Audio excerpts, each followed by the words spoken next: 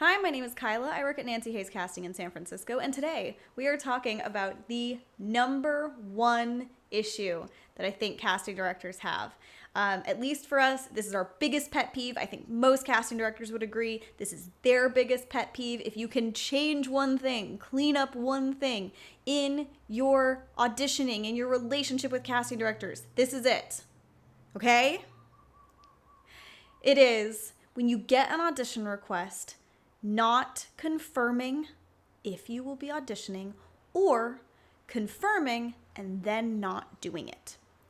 We would so much rather you simply reject the audition than be in this situation where we're hoping you're going to send a tape, you might not, or we're hoping you're going to show up. It completely destroys our relationship with you. It completely destroys our trust in you. And it also begins to erode our relationship with your agent because we're like, hey, are you just submitting people who are super unreliable and who aren't going to show up? So what you do is when you get your audition, immediately look at the day and time of the casting, if it's in person, or look at the due date if it's a virtual audition. Look at the fitting dates of the shoot if they're listed, and then look at the shoot dates if they are listed. Make sure all of those are okay. If you have any conflicts on any of those days, let your agents know then.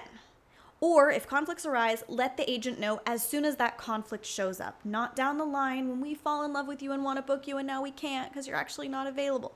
So check all of those things and then immediately let us know if you will be auditioning or if you will not. If for some reason you say you are going to audition and then life happens, you're not able to, something comes up, if that's a one-off, we understand.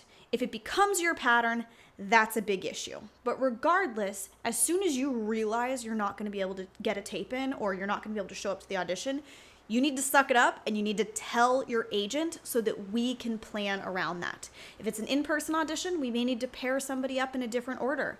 If it's a virtual audition, we may need to call in more people because we were relying on your tape.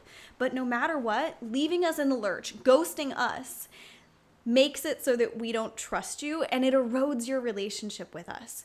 We remember the people who ghosted us way better than we remember the people who rejected. We only remember the rejections if you do it every single time we send you an audition. But honestly, we remember the ghostings pretty quickly. All right, I hope that helps. If you have any questions, if you want to talk about anything, you can drop it in the comments below. You also can email me via the email that is in the description. And please feel free to follow along if this is helpful to you. See you next time.